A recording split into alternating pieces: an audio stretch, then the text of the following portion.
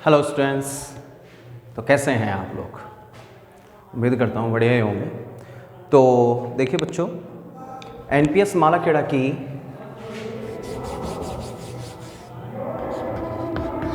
Video number 50 में आप सभी का वापस से स्वागत है।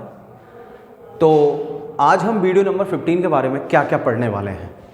बहुत ही इंटरेस्टिंग चीज़ को पढ़ने वाले हैं, मज़ा आएगा पढ़ने में। क्या आएगा? मज़ा आएगा। ढंग से देखना, समझते हो। चलो तो थोड़ा सा हम पिछला रिवाइज करा देते हैं आपको, तो थोड़ा सा जल्दी देख लीजिएगा। वीडियो नंबर 14 में हम त्रुटि के बारे में डिस्कस कर रहे थे। तो त्रुटि की क्या होती हैं, त्रुटि के प्रकार क्या होते हैं, विद एग्जाम्पल मैंने आपको देके समझाया। अब आज का जो हमारा वीडियो नंबर 15 है, इसमें हम त्रुटि को ज्ञात कैसे किया जाता है उसको पढ़ेंगे। अरे बात समझ में कि त्रुटियां निकाली कैसे जाती हैं, वो सारी चीज़ें हम पढ़ना सीखेंगे। तो ज़रा ध्यान दीजिए। तो सबसे पहले जो कैलकुलेशन में जो यूज़ में ली जाती हैं, उसमें जो सबसे पहली जो त्रुटि है वो है निरपेक्ष त्रुटि। कौन सी त्रुटि है बेटा? निरपेक्ष त्रुटि। बहुत ही आराम से पढ़ाऊंगा और इतना इजी टॉपिक है ना, ये एक बार में आपकी खोपड़ी में फिट बैठेगा और आप कहोगे सर वाकई में बहुत ही इंटरेस्टिंग टॉपिक है। ठीक है, तो देखो बच्चों, हमारा आज का टॉपिक है निरपेक्ष त्रुटि।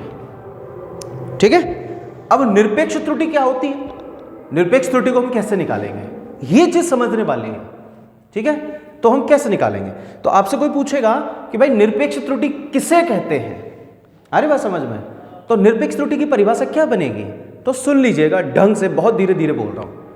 देखो बेटा, निरपेक्ष त्रुटि की परिभाषा बनती है कि किसी भी भौतिक राशि के व्यक्तिगत मान, किसी भी भौतिक राशि के व्यक्तिगत मान एवं उसके वास्तविक मान, ढंग से सुन लीजिएगा, किसी भी भौतिक राशि के व्यक्तिगत मान एवं उसके वास्तविक मान में आने वाले अंतर को, वापस से सुन लो, किसी भी भौतिक राशि के व्यक्तिगत मान एवं उसी भौतिक राशि के वास्तविक मान में आने वाले अंतर को ही हम क्या कहते हैं बेटा? निरपेक्ष त्रुटि कहते हैं। क्या कहते हैं? निरपेक्ष त्रुटि कहते हैं। अब मैं आपको समझाऊंगा कि व्यक्तिगत मान क्या होता है, वास्तविक मान क्या होता है, और इन दोनों से हम निरपेक्ष त्रुटि को कैसे निकालेंगे। आ रही बात समझ में? तो ढंग से सुन लो, वापस से मैं पढ़ा रहा हूं निरपेक्ष त्रुटि। ठीक है, अब निरपेक्ष त्रुटि कैसे निकालेंगे? तो आप परिभाषा क्या बताओगे? आप परिभाषा बोलोगे कि सर किसी भी भौतिक राशि के व्यक्तिगत मान और व्यक्तिगत मान और उसी भौतिक राशि के वास्तविक मान का जो अंतर होगा वो क्या कहलाएगा? निरपेक्ष त्रुटि कहलाएगा। ठीक है, तो अब हमारे पास परिभाषा बनती है, और परिभाषा के अकॉर्डिंग जो सूत्र बनता है वो बनता है बेटा, निरपेक्ष त्रुटि बराबर व्यक्तिगत मान, व्यक्तिगत मान माइनस उसी भौतिक राशि का वास्तविक मान। तो निरपेक्ष त्रुटि का सूत्र क्या बना है बेटा? निरपेक्ष त्रुटि बराबर वह सूत्र बना है कि किसी भौतिक राशि के व्यक्तिगत मान और उसी भौतिक राशि के वास्तविक मान में आने वाले अंतर को हम क्या कहते हैं? निरपेक्ष त्रुटि।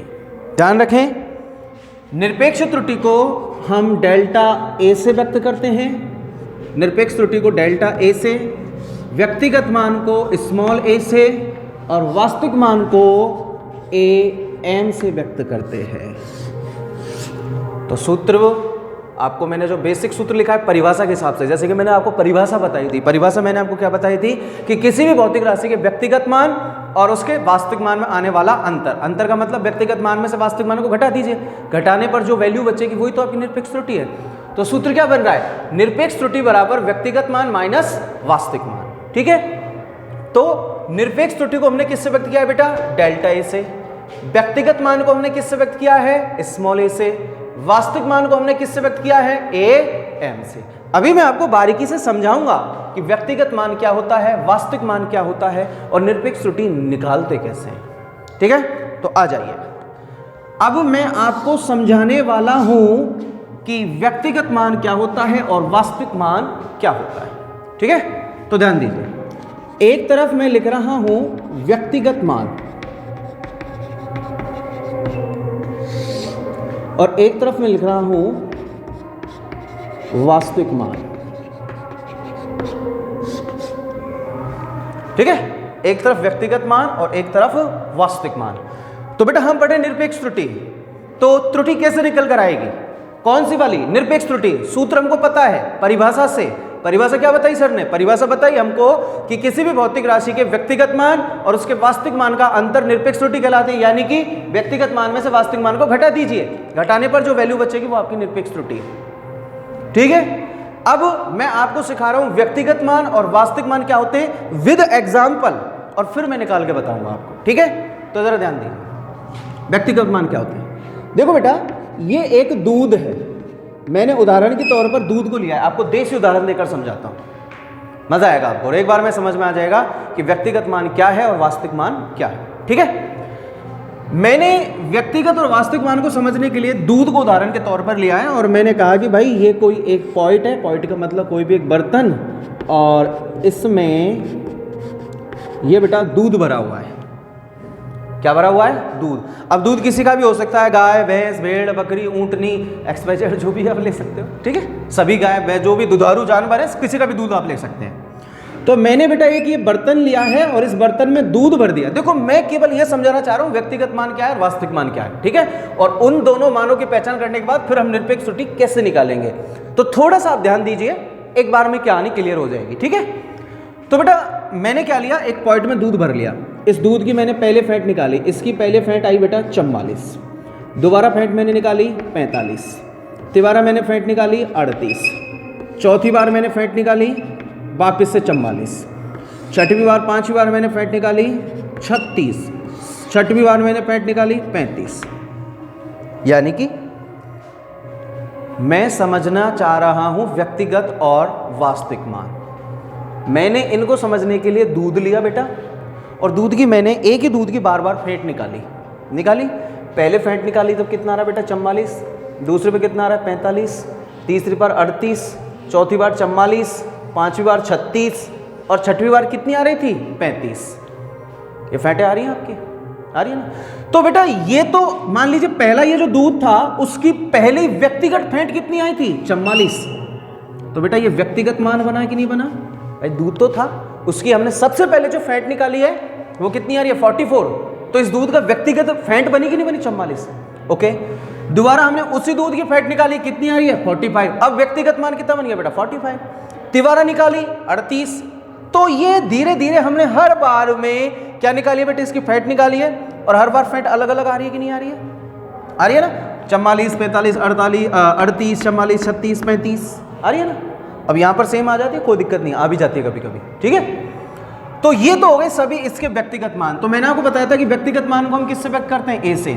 तो इस दूध का कितने व्यक्तिगत मान प्राप्त हुए मुझे? 6, जिसमें A1 बराबर 44, A2 बराबर 45, A3 बराबर 38, A4 बराबर वापिस से 44 प्राप्त हुई, और A5 बराबर 36 और A6 बराबर में 35।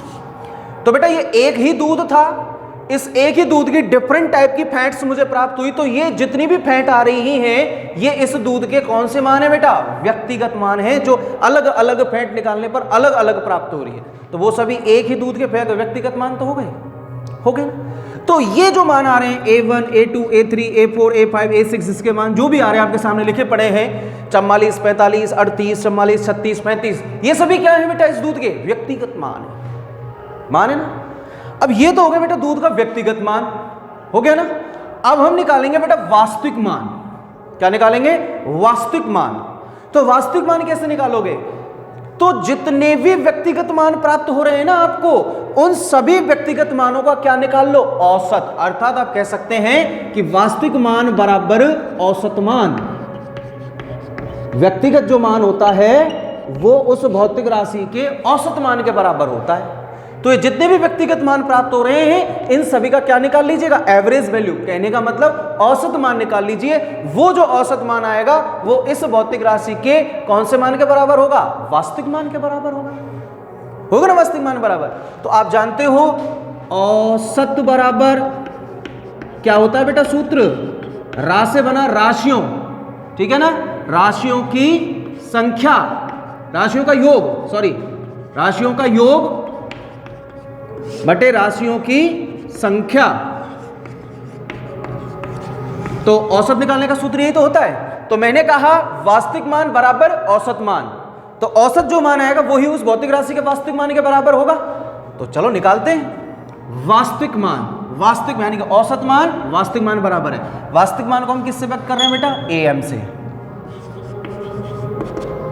ठीक है ना, यानी कि मीन का मतलब माध्य, औसत, ठीक है ना।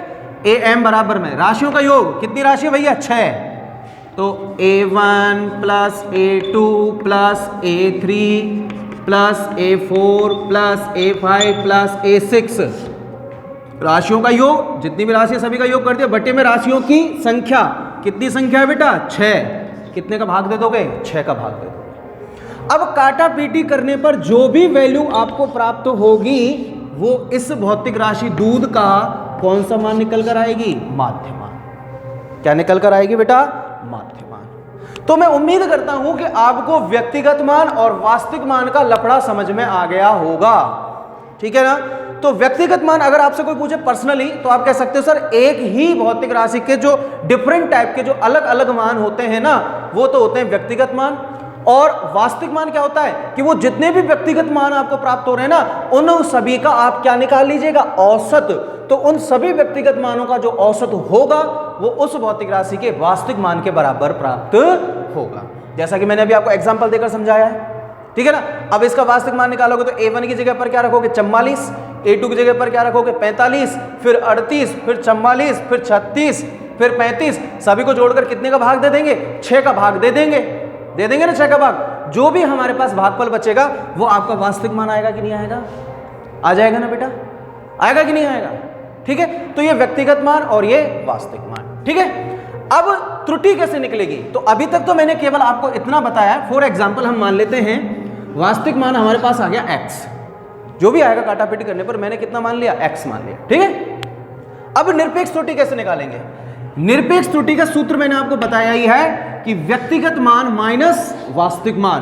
तो किसी भी भौतिक राशि के व्यक्तिगत मान में से वास्तविक मान को घटा दीजिएगा, तो घटाने पर जो वैल्यू बचेगी वो वैल्यू किसके बराबर आएगी बेटा, निरपेक्ष त्रुटि की। तो आपसे कोई पूछ रहा है कि बताइए पहली जो वैल्यू है उसमें कितनी त्रुटि प्राप्त हो रही है, तो आप कैसे निकालोगे, तो आप कहोगे साहब बिल्कुल निकाल सकता हूं मैं, कैसे, प्रथम त्रुटि निकाल रहे हो तो डेल्टा A1 से व्यक्त करोगे, पहली निरपेक्ष त्रुटि निकाल रहे हो ना तो डेल्टा A1 से, ठीक है। सूत्र के हिसाब से व्यक्तिगत मान, तो बेटा पहला व्यक्तिगत मान कितना है आपके पास, A1 माइनस की जगह माइनस। तो आप पहली निरपेक्ष त्रुटि निकाल रहे हो, तो पहली निरपेक्ष त्रुटि निकाल रहे हो तो मैंने आपको बताया निरपेक्ष त्रुटि को डेल्टा A से व्यक्त करते हैं, तो डेल्टा A लगा दिया। कौन सी त्रुटि निकाल रहा हूं, पहली निरपेक्ष त्रुटि, तो A के सरफिक्स में 1 लगा देना, डेल्टा A1। अब A यानी कि व्यक्तिगत मान, पहला व्यक्तिगत मान कितना है बेटा, A1 की जगह A1 माइनस AM क्या है, वास्तविक मान, तो यहां पे हमने लिख दिया वास्तविक मान। अब मान रखोगे आप तो देखो कैसे लिखोगे, डेल्टा A1 बराबर, A1 कितना दे रखा है बेटा आपको, 44, तो A1 की जगह पर क्या रखोगे, 44, देखिए ना A1 बराबर कितना दे रखा है, 44। आगे का का चिन्ह है माइनस, तो आपने क्या लगा दिया, माइनस। अब आगे कौन बैठा है बेटा, AM का मतलब वास्तविक मान, वास्तविक मान आपने कितना माना है, x, तो आपने यहां पे लिख दिया x। अब 44 में से x की जो भी वैल्यू आएगी आप उसको यहां रखोगे, घटाने पर जो भी मान आपको प्राप्त होगा वो बेटा आपकी कौन सी त्रुटि होगी, निरपेक्ष त्रुटि, प्रथम निरपेक्ष त्रुटि होगी। हो रही कि नहीं हो रही है, ठीक है। अब आपसे कोई कहे कि भाई द्वितीय निरपेक्ष त्रुटि निकाल के बताओ, तो बताओ द्वितीय निरपेक्ष त्रुटि का सूत्र क्या बनेगा, देखो द्वितीय निरपेक्ष त्रुटि का सूत्र बनाना सीख लो। निरपेक्ष त्रुटि को डेल्टा A से व्यक्त करते हैं ना, करते हैं ना। अब कौन से निकाल रहे हो आप, द्वितीय निरपेक्ष त्रुटि, तो यहां पे क्या लिख दोगे, 2 बराबर सूत्र के हिसाब से व्यक्तिगत मान। दूसरी निरपेक्ष त्रुटि निकाल रहे हो तो व्यक्तिगत मान कौन सा आना चाहिए बेटा, दूसरा, तो आप यहां पे लिखोगे A2 माइनस वास्तविक मान तो एक ही होता है भैया, जो आप यहां से निकालोगे।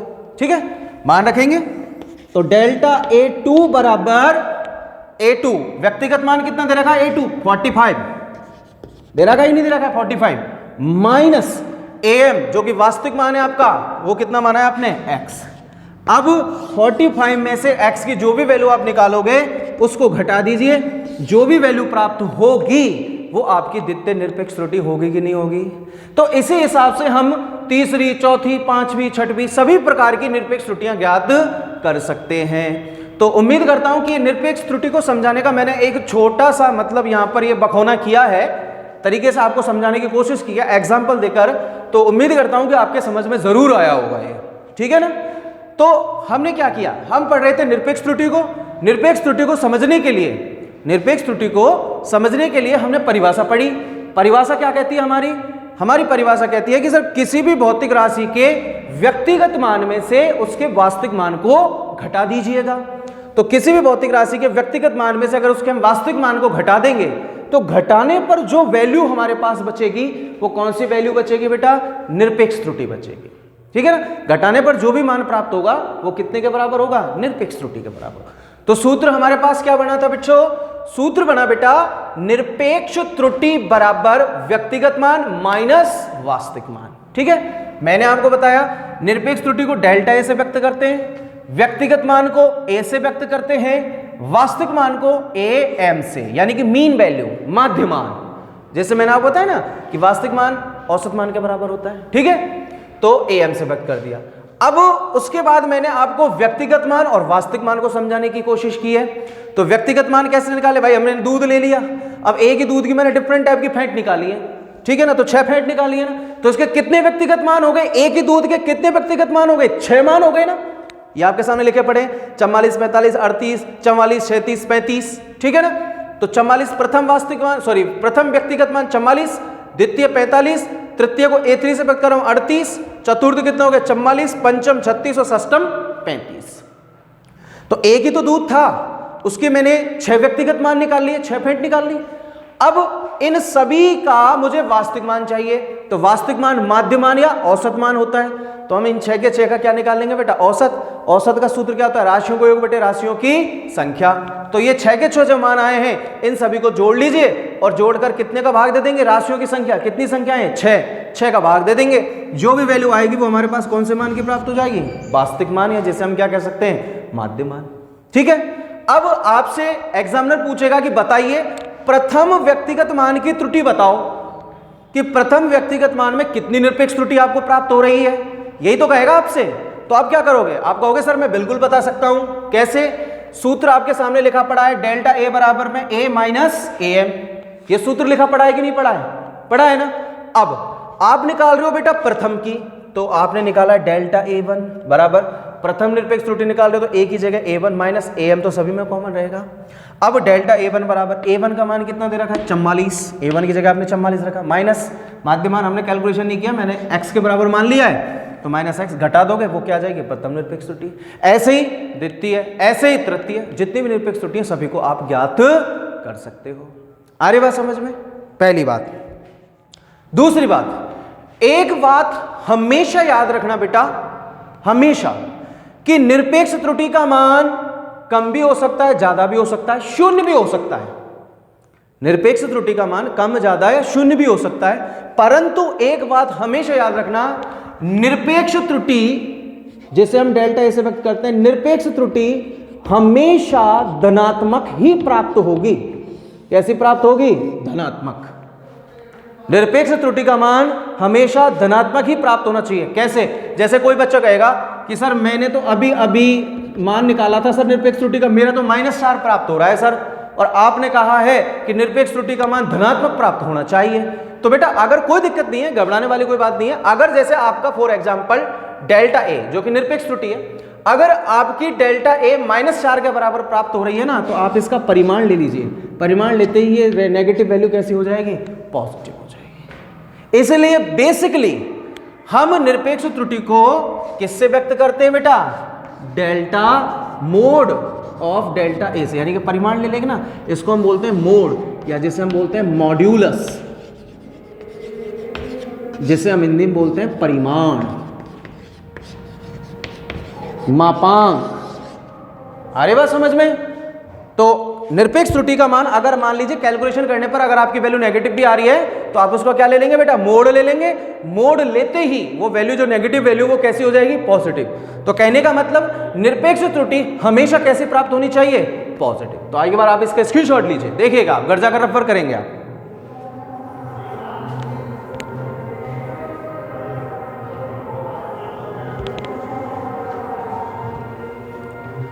हाँ तो आपने ले लिया होगा, ठीक है।